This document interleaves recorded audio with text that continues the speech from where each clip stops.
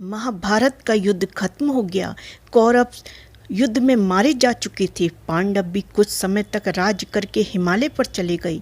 वहां पर एक एक करके सभी भाई गिर गए।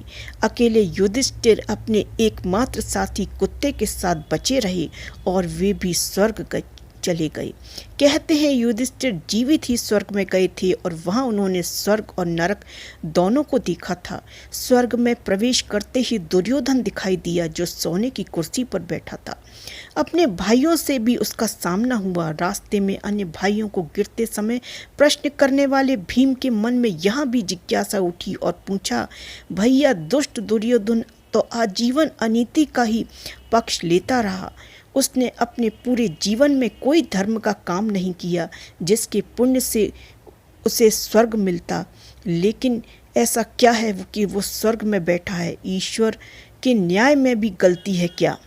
ईश्वरीय विधान के अनुसार हर पुण्य का परिणाम चाहे वह किंचित ही क्यों ना हो स्वर्ग मिलता है। सभी बुराइयों के होते हुए दुर्योधन में एक सद्गुण था जिसके प्रसाद स्वरूप उसे स्वर्ग में स्थान मिला। तब युधिष्ठिर ने भीम को ऐसा जवाब दिया था। भीम की जिज्ञासा शांत करते हुए धर्मराज युधिष्ठिर ने बताया कि अपने पूरे जीवन में दुर्योधन का ध्येय एकदम स्पष्ट था।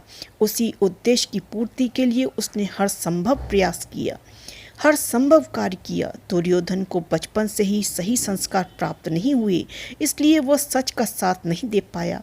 लेकिन मार्ग में चाहे कितनी भी बाधाएं क्यों ना आई हों, दुर्योधन का अपने उद्देश्य पर वो कायम रहना, दृढ़ संकल्पित रहना ही उसकी अच्छाई साबित करता है।